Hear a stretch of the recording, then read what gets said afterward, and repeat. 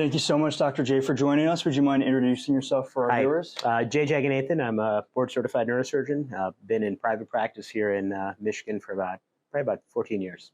Okay, perfect. So would you mind taking me back to where this all started, where your interest in medicine began? I never had anyone in my family who was in medicine, so it always kind of an area of interest just because, you have grandparents, people like that, seeing doctors, you kind of develop some interest in the human body. Mm-hmm. I think I always had a strong interest in science. I knew I was going to do something related to science. I think the nervous system is also an area that always kind of intrigued me from a really young age. Mm-hmm. So kind of putting it together, I always had an idea that I was going to go into medicine in some form. I think neurosciences in general kind of interested me. I didn't have a strong interest in more of the traditional like biology, chemistry path. So, and I liked using my hands, I liked building things. So I decided to go into engineering as an undergrad, which is a little bit of a detour, not as much as you would think, but actually, and then went from there to medical school. And then where'd you go to undergrad? George Washington University. Excellent. Oh, yeah. Okay. So I did my bachelor's of science in electrical engineering, and Okay. and then basically applied. I think by early on, I had an idea. I did like engineering. A lot of the people I was finishing with back, it was like late 90s, and people were getting good jobs, it was before the dot-com crashes and stuff. So there were people coming out and getting, so I actually did some a sub-internship with a company, an investment firm in DC, in Washington, DC, and spent a couple summers there. And it was kind of cool to see, people like using some of those mathematical models we do to model the stock market and stuff. But something about medicine was always appealing. I think that interpersonal skill, I think, kind of being able to use your hands, kind of seeing the dramatic outcomes. You didn't really see that in the investment line, or at least that's directly in the engineering line. So that's kind of what kept my interest going. And so was it in the back of your mind while doing engineering? Or? It was, yes. I mean, I knew that I didn't want to be, a biologist or a chemist. I mean, I knew that I wasn't going to be a research person in that sense. I didn't want to major in something where if I finished, then I would basically be back to square one. So I knew I could be an engineer. I'd be happy as an engineer. I really considered working for a few years doing something in more in the management side, an MBA or something like that. So it was between that and I think medicine. And I think fortunately medicine had the option to do both. You can kind of do the patient care side, kind of the interactive side, the science side, but then you also have that ability to kind of run a business, kind of see how things work, see what works, what doesn't work, to kind of have some control over your day-to-day life and stuff like that. So those are the areas of appeal. Interesting. And then medical school, what was that like for you?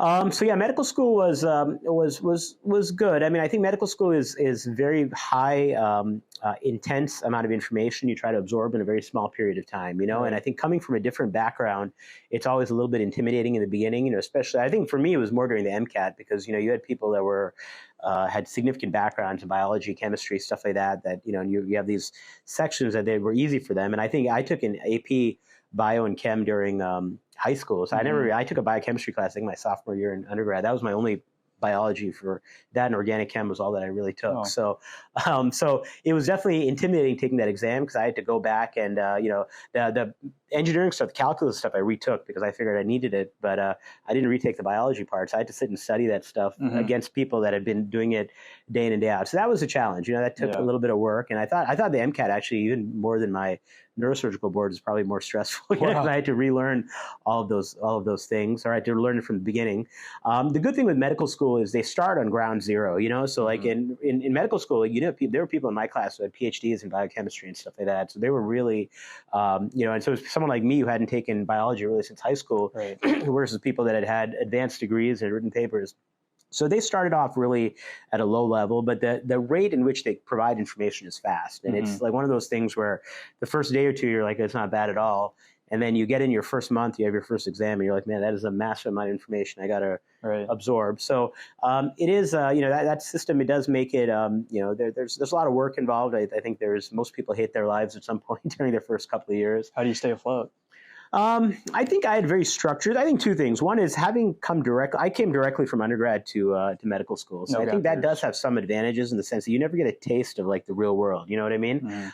So I think in that sense, you go from a stage where you're studying a lot and, you're very regimented to a stage. Now, the people that have taken time off, that had families and stuff, I imagine that would have been a lot harder. Like my life right now, if I were to go back and do it, I don't know how I would have survived it, But I think that's one part that does help. I think on the other hand, though, I think the largest group in medical school are people that have taken a year or two off. And sometimes that does give you a little bit of better perspective on life, because you realize that everything doesn't begin and end with when you study or, what's going on in class. So I think when you work for a little bit, you kind of get a sense of like kind of separating the noise from the actual, what matters, even when you're coming time to work. So I think, for me, it was easy to step into that role because I didn't know any different. But I think that other people, I think the optimal from my perspective is the people that took a year or two out who had come back, maybe worked at a job for a couple of years. They kind of honed in their skills. They kind of knew what study strategies worked for them. So I think from all perspectives, I think it did, I think it's possible to do well coming in from other majors. And, I think it's just a matter of having that good attitude and just kind of, just not losing sight of what your goals are. Yeah. And so in medical school, you have these rotations where you sort of get a taste for what it's like to be different kinds of doctors. Yeah. How did you know that surgery was something that you wanted to pursue for the rest of your life? So I knew that I wanted to do something that involved using my hands. I kind of liked the technical aspects of surgery. So that was always an area that I wanted to, that I was interested in. I think as an engineer, I find the neurosciences always fascinating because I think it was an area where technology is going to influence how we treated things. That was true 20 years ago, and it's true now. I mean, the way that we were doing things surgery-wise was completely different then. And, by the time your generation gets to med school, it's going to be completely different as well. So those were the appeals of neurosurgery particularly. Now areas like robotics and stuff are coming more into play. And those are things we learned in engineering school even 25 years ago. So that's one area of appeal.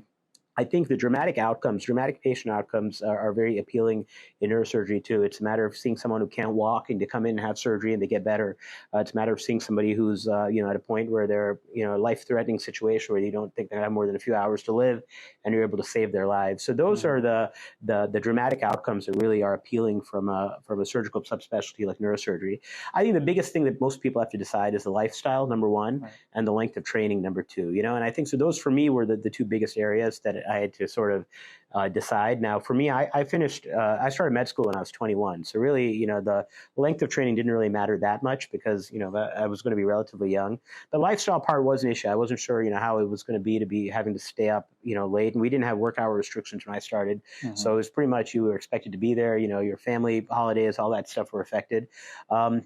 So, I think that was the biggest trade-off to make. My first rotation, and I highly recommend if you have an interest in a field like neurosurgery, try to scrub, early on in your medical school time, try to go to your department and try to scrub in with some of the neurosurgeons. I went in a night and did I remember it was in Baltimore. I went to med school in Baltimore, and it was shock trauma, which is a big trauma center, probably one of the biggest in the East Coast.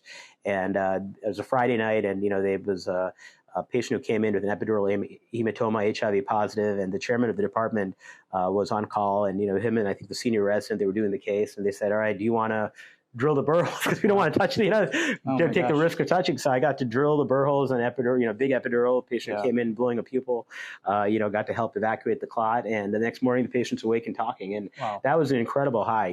There was nothing else in my life in medicine or, engineering or undergrad that I'd seen comparable to that. And I think to this day, it still is. It's probably the most satisfying thing you do is when you see somebody who's extremely sick and you make them better. And at that point, I knew it was worth whatever the effort that would be required is. Of course, surgery is incredibly technical. Yeah. Is there an aspect of talent that is required to be a good, competent surgeon?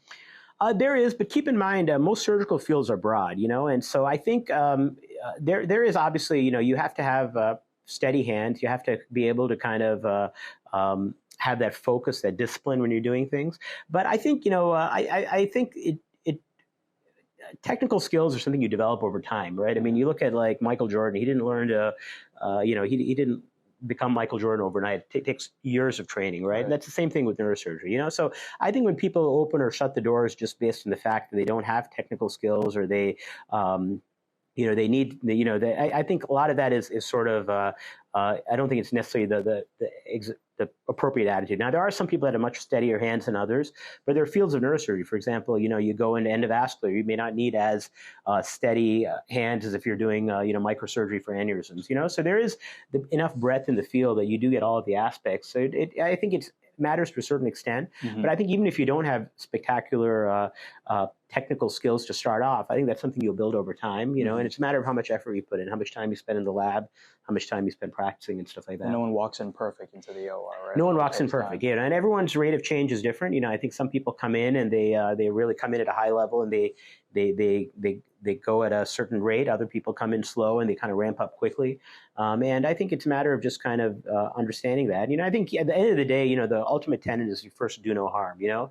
And so you want to do what you think is going to be safest in your hands. So if it means you're a little bit more conservative in the beginning, I don't think anyone's going to fault you for that, right? You'd rather have a conservative surgeon who kind of admits and learns as they go than have a super aggressive surgeon who makes mistakes as they move along.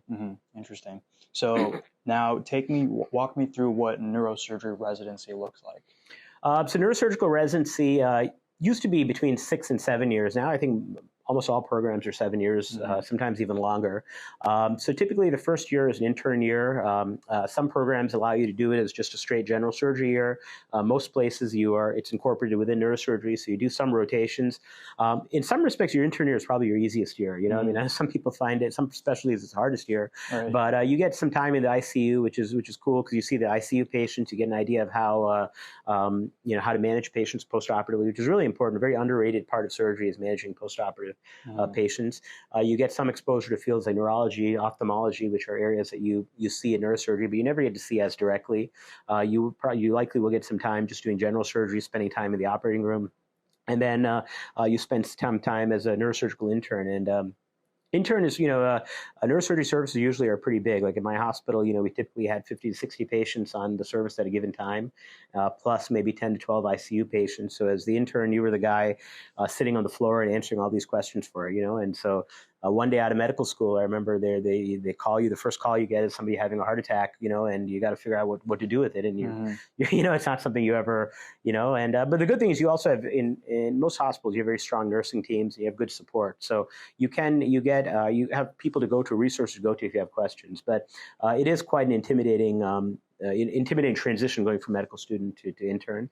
And then I think that same step from intern to resident is equally intimidating because then you're in charge of all the ER call, you know, and that's when you get calls. And, you know, to this day we get this, but it starts off early in your career as a neurosurgeon where you'll be, you know, your second year out of residency, out of medical school, and you'll get a call from an ER, you know, a city 100 miles away saying they got a patient who's herniating, they want to transfer, and you got to figure out what you want to do right away, you know. So definitely, it's a stepwise increase. I think the beginning is more focused on the clinical aspects, kind of managing patients postoperatively and preoperatively, and then as you go along the residency, you get more and more autonomy in the operating room. Did you have any key mentors that sort of showed you what that life as a neurosurgeon would look like and how you wanted to build your life? Yeah, so early on in medical school, as I mentioned, I got involved in my school's medical school, a neurosurgical department pretty early. So I did have a mentor who was a neuro-oncologist at the University of Maryland, who I worked with almost from the summer that I entered medical school. So that would have been a summer before my first year, all the way up through my fourth year of medical school. So, you know, I think that's those relationships are really important. You know, I think mentorship in medicine is really critical. During residency, you know, you have several mentors there, you know, your chairman of your department, program director, people in the specialties you're interested in going into who will mentor you and kind of steer you one way or the other. So I think those are all really critical aspects in terms of developing, and those are definitely people, you know, even as you apply in a field like neurosurgery, it's a relatively small field, so it's good to get opinions, you know, from people that you respect in terms of which programs to look at, what's worth looking at, what's not worth looking at, what are red flags when you're applying for residency and stuff like that. So now that you're, you know, obviously a neurosurgeon, what does your day-to-day life look like?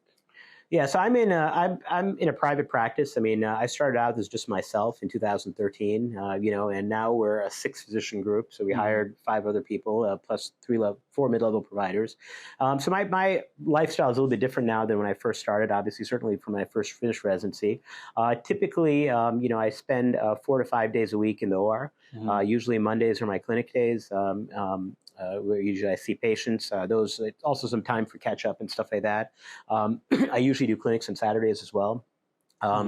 Usually a lot of patients like being seen on Saturdays, especially from a private practice standpoint. It's helpful because it maximizes the utilization of OR time. Right.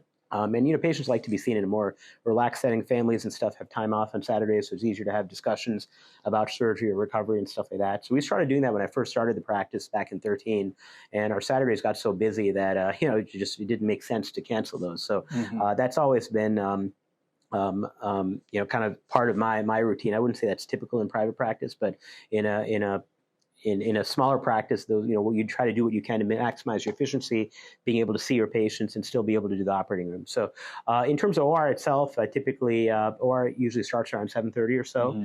I usually do between 2 to 4 cases in a day. Cases can range from 45 minutes to 6 hours, depending on the type of surgery we're doing. Typically speaking, some hospitals I work at, we get 2 rooms. In that case, we kind of bounce from room to room, do a case. As they're closing one case, we start the next one and kind of go so on and so forth. Other times we'll do 2 to 3 cases. It'll be one room where they just flip over after that. Usually mornings before surgery, I round on my patients who had surgery the previous day. On call, occasionally, I don't take a lot of call anymore, but when I do take call, we get on-call patients, things like that that'll come in that may need things done as well. Usually weekends, as I was telling you, Saturday, typically I do round. I do surgery most Fridays, so I do round on Saturdays. I do clinic majority of Saturdays. Sunday is kind of a catch-up day for me. I do stuff with my kids and family. It's also a day where I can review my cases for the following week and kind of get things prepared for the upcoming week. So what are some of the common procedures that you perform in the private practice setting? Private practice neurosurgery, in most cases, is probably about 60 to 70% spine. So common procedures in spine, laminectomies, discectomies, when you have disc herniations causing pressure on the nerves. Spinal fusions are common. Those are for slippages within the vertebrae. There are things like tumors that we get as well. Brain and spinal cord tumors that we take care of. On call, you get things like fractures, car accidents, things like that, head bleeds, things like that. They may require surgery as well. So kind of the spectrum of neurosurgical diseases. I mean, smaller cases like carpal tunnel surgery can be 10-minute cases. They're in and out. Longer cases, scoliosis, deformity repair, tumors involving the base of the skull. Those can take, sometimes 8 to 10 hours plus. Yeah, I feel like a lot of people think that neurosurgeons only operate on the brain. So where does the other training come in when you're performing spine surgeries and other parts of the body? So most neurosurgery as a general field, spine is a very critical portion. Neurosurgery is the treatment of the entire nervous system, so the brain, spinal cord, and the peripheral nerves. So most neurosurgical training will involve a significant amount of time on the spine as well. In fact, when you're a junior resident, a lot of what you do get experience in is doing spine cases, usually because there's exposure, things like that. With cranial cases, especially with tumors and stuff, the dissection is a little bit more intricate, so it may not be something you start off doing. But obviously, everybody does do that to an acceptable extent till they're comfortable learning it. Yeah, I think the training usually will encompass that. If somebody is not sure or they feel they need more training, you can do fellowships. Fellowships can range from 6 months to a year plus. I personally did a fellowship combined in neurosurgery and orthopedic surgery for spine. And I think that actually the perspectives between ortho and neurosurgery are very different. So it actually really helped me a lot in terms of my management, even to the current day when it comes to spine. In terms of your practice with patients, what has been the most memorable experience you've had over the years in treating patients as a neurosurgeon? I think the patient outcomes, seeing patients, the 2 aspects of this. I think one is, as I was mentioning earlier, the dramatic patient outcomes are really kind of the thing that are the most memorable, because that's what you see, in terms of somebody coming in comatose and you take a blood clot out, or you put a ventriculostomy in and they wake up, right? Those are things that stay with you and you remember for the rest of your life. The other aspect of that, from a private practice standpoint, what's extremely rewarding also is seeing your patients over the course of time. Sometimes you're in an academic setting where you're in a when you're in training, you see somebody, you're kind of there for like a 2-day snippet of their lives and they're gone. But in private practice, the cool part is you see patients over the course of years. So you see patients who send their kids to you, their parents to you. You see them kind of getting older in life, seeing the challenges that come up and trying to help them from that standpoint. And that's equally rewarding. You don't always think about that when you think of neurosurgery, but from a broader perspective, when you see somebody, for example, who came in comatose with a brain tumor, you took it out and you're following the routine follow-ups. There may not even be anything that needs to be done, but seeing them and having them go back to a normal life, having a normal existence is really, really cool and really rewarding. What would you say is the most challenging part of your job? I think the need to be consistently focused is probably the most challenging part. I mean, fortunately, it's something that you can do, and I think it affects the rest of your lifestyle in terms of how you live your life. But I think there's never really a time in the OR where you can't lose your sense of focus. It's not like riding a bicycle where you can say, I've done it enough times, I can do it with my hands off, right? Because all it takes is one complication, and it could permanently affect somebody's life. And so you always have to keep that level of focus. You always have to have a degree of respect for the pathology that you're treating. And that's something which I mean, fortunately for me, I'm able to maintain that. It's never something that, I've had a problem maintaining, but that is one area where you never want to lose that sense of control. So sometimes I think you have to be, planning is the one thing that you have control over. So kind of making sure that you review your case in advance, kind of know what to expect when you're going into surgery, never getting overconfident in terms of pathology you're dealing with. Those are the areas I think that are really kind of critical in terms of ensuring good patient outcomes. And in terms of running your own practice, I imagine there's other pressures as a business owner. What could you speak to what that is like in managing both the medicine and the business? Yeah, so I started out my career in academic medicine, and it was completely different. It was like a different job altogether, because there I went in, I got a salary. I was told these are the days you're going to be on call. You do stuff with the residents, you do stuff here and there, and then you go into private practice, and everything is your own. You work when you want to work. You don't work when you want to work. You have no control over really anything that you kind of everything has to be built on its own. So I remember my first weekend, I drove.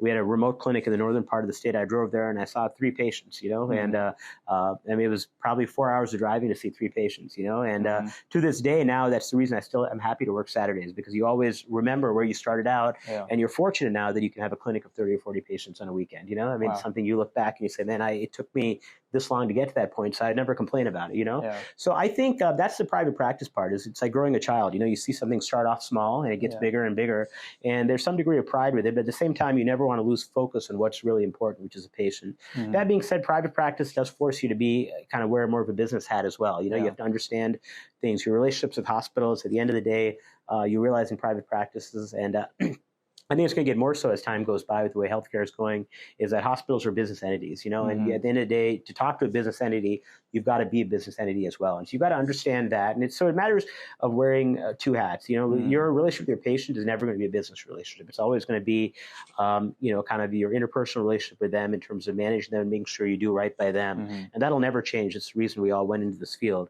But on the other hand, you've got to be able to balance that with your duty as a business person, because that's what keeps your staff employed. So it allows you to have payrolls, keeps food on the table for your family. So that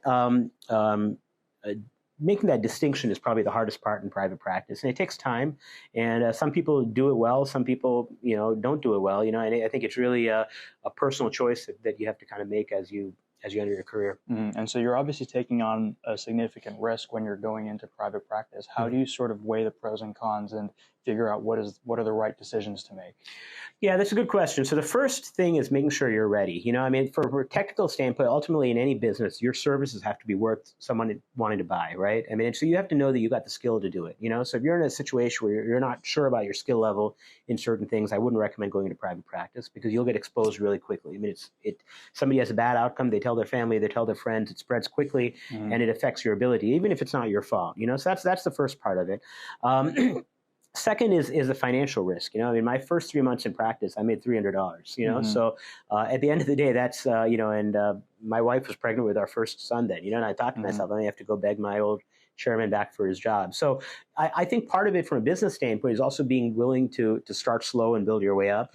I do think financially in any kind of business, scaling upwards is much better than scaling. So you want to start small and build your way up. I think sometimes people have a tendency to want to put a lot of investment in up front with the hope that things pick up. But the problem is when you lose that money, it's gone, right? So I think the way I looked at it is I started off small. Started off with a small number of patients, built up slowly. And it does involve hustling. It involves moving, kind of getting things, getting your patients seen. Ultimately, your patients are your best advocates. When they have good outcomes, they're going to come back to you. They're going to tell their friends, their families. I think having good relationships with the hospitals you work at is important too. I think in the beginning, I took a lot of call. I think my first 5 or 6 years, I was on call basically every other night. at one place or another, and so I think building those relationships with people in the hospital, the primaries, things like that are also very important. But in the end of the day, on being on call and stuff does affect your ability to build a private practice, because ultimately the referral patients that you see in the office are the ones that are going to keep your practice going. Call comes and goes. You might have a night that's really busy. You might have a night that's really slow. It's not a guarantee. You can't guarantee you're going to put food on the table or be able to pay your employees by what you get on call. But your referral patients who come to see you, that have surgery with you, that keep coming back, those are the patients you need to kind of build, you need to kind of cultivate. And that's where I think long-term, as a private practice physician, you kind of want to go from a situation where you are doing as much as you can on call and trying to build to a point where you're spending more time cultivating your own practice and trying to build internally as well. So what were the soft skills that you had to develop as sort of like an entrepreneur as well as a doctor that, medical school doesn't really teach you? Yeah, so medical school and residency don't prepare you at all for it. In fact, they tell you the opposite. They tell you go get an employee job and just, sort of go. So I think the financial side is a big side. I think the biggest thing, and actually you learned this a little bit in medical school and residency as well, but probably not as much as you should, is being able to evaluate data and making a decision on your own. It's not going what other people say. You got to understand that in medicine, especially getting back to how business-like medicine has become, that everybody to some extent is a salesperson, right? I mean, you look at the billboards for the hospitals, at the end of the day, they're done by professional organizations, right? And I can tell you that at the end of the day, when you go to these business meetings at hospitals, they're talking about dollars and cents the same way they are at any other, Tesla or any other Fortune 500 company, right? So there's a lot of fluff on the outside, but it's a matter of kind of cutting through the core and kind of seeing what is there and what's not there. For example, during COVID, what happened was that there was a big need for neurosurgical services. So, during the COVID time, I was on call at 2 different hospitals, probably for about 6 months, where, some nights, it was literally, you just wouldn't sleep. You just go from place to place. You had to wear PPE, wouldn't be able to see my family and stuff like that. And so you do that, and, everyone's grateful. And, at the beginning, everything's going fine. And then 6 months later, when things start opening up, the hospitals are like, well, now we want to start cutting everyone's, because they got a lot of the government subsidies. We're going to start cutting call pay. We're not going to pay you guys as much to take calls. So then it's a matter of saying, does that make sense for me? Does it make sense that you're going to be on call every night for, a half of what you were getting before? Or are you better off spending less time on call, kind of building up, the patients that maybe you weren't able to see as much because of the restrictions, and kind of going that way. So being able to evaluate those numbers and making that decision those kind of decisions are really something you don't learn in medical school. You learn more just from being out there in practice as well. I think it's really important to kind of have that ability to critically assess in medicine and in business. The same way when you look at somebody in the ICU and you look at, let's say they're in a coma, and you look at their electrolytes, look at their ABG, look at their head CT, look at their chest X-ray. You synthesize that together, come up with a plan of care, and make a decision. It's the same way when you're running a business as well. You look at who you're paying in payroll. You look at what's making you money, where you're losing money, where your efforts are best spent, where you're spending 6 hours really not accomplishing anything, as opposed to spending 40 minutes and actually getting a lot of progress. And so kind of approaching it in that sort of critical manner, I think, is really the hardest part of running a business, and kind of learning that.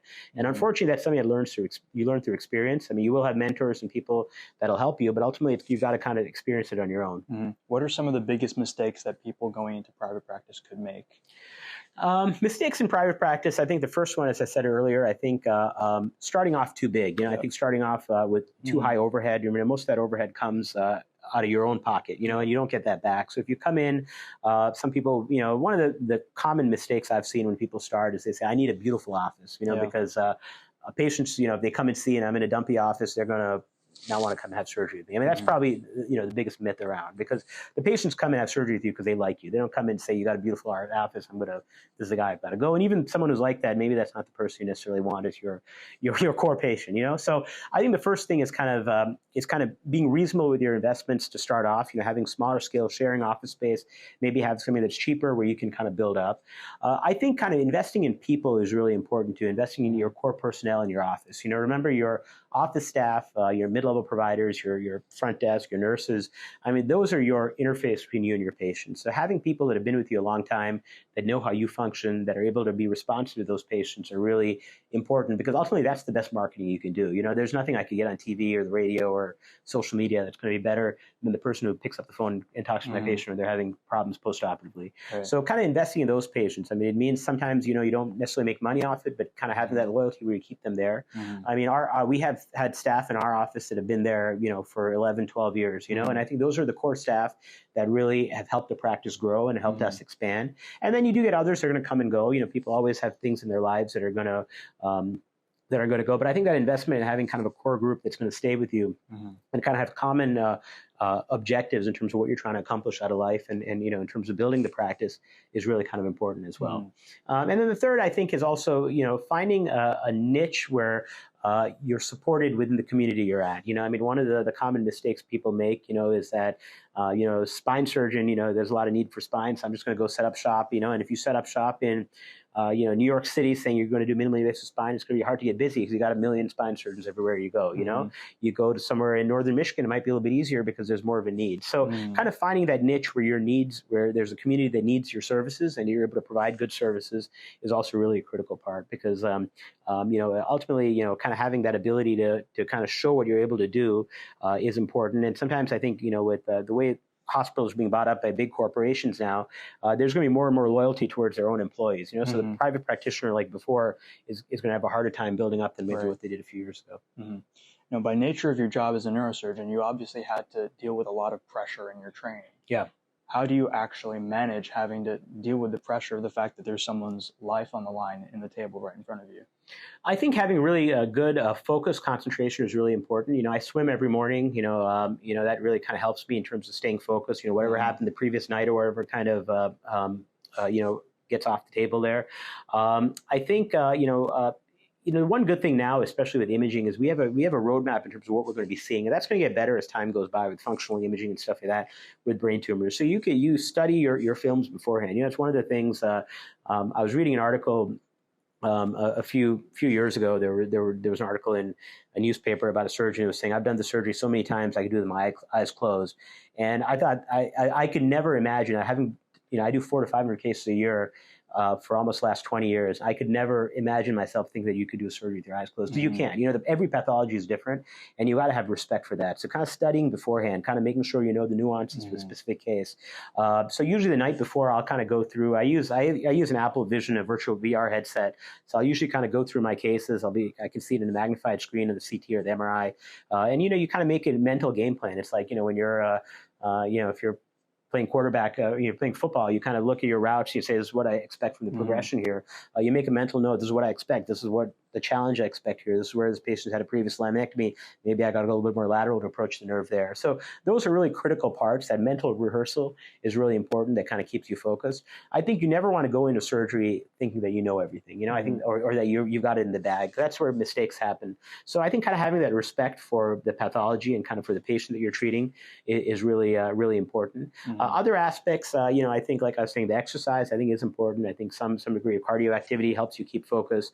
There are certain things you can do in terms of surgery. Usually I'll try to take a break, sit down between cases, even just a short turnover. I try not to eat too heavy, usually do granola bars, like a protein thing between cases too. That kind of helps me as well. And so I think those are the main keys that you kind of see. And also one other thing is that the focus as you get older changes. Back when I first started out, I could do 6 or 7 cases in a day easily, and not flinch. Now I think 4 to 5 would be kind of my limit. And so that's the other thing, you got to kind of know how your body functions, because it does change as you get older in life as well. If you could talk to a student interested in neurosurgery and give them one piece of advice going into the field, what would you tell them? I think the first step is making sure that's what you want to do. I think when you start medical school, I think it's good to, and I probably didn't do this as much as I should have too when I started out, go in with an open mind. Medical school in general is, you want to kind of make yourself a doctor first, and then you go into your subspecialty. So first explore everything, see what you like, see what you don't like. I think medical school is the one time in your life where you really can sit down and learn everything. You can learn about kidney stones, about brain tumors, about acne, about dermatological conditions, and no one's stopping you from doing that, right? At any other point in your career, it always affects your ability to see a patient or do surgery or do something else. So being able to have that exploration, I think, is important. I think getting involved with your neurosurgical department early on is important as well. I think kind of getting to know people, any competitive subspecialty, the reason subspecialties are competitive is because there are fewer spots. So getting to know people within that subspecialty, within your own school, is critical, especially having been in academic medicine myself. The goal, people go into academic medicine, they take less money in academic medicine to train residents and students. So they're usually happy to do it. So there shouldn't be, or, you know, in most cases, there shouldn't be an intimidation factor, because people are generally speaking, if you set up an appointment, somebody would be happy to talk to you. In most academic departments, a lot of research and stuff going on. So I think those are the aspects. And then the other part is, I think, the lifestyle part. You know, you got to decide if that's the lifestyle you want to choose. It is a decision. It's a tough decision. I think if you're someone who's going in already with a serious relationship or marriage or kids, that decision is probably harder than it was for me, who was, you know, straight out of school and didn't have those commitments. But I think those are all factors you kind of weigh in. And ultimately, in a field like neurosurgery, I think you've got to decide that's, you know, it's a field, you got to be sure that's the only field you can do, you know? There are 3 other fields you feel you like the same amount. I'd probably go with the other 2, you know, because I think it'll be an easier course. And I think you probably would have, you know, better work-life balance and quality of life. Yeah, I've heard that if you can see yourself doing anything but surgery, that you should do that other thing. Would you agree with that?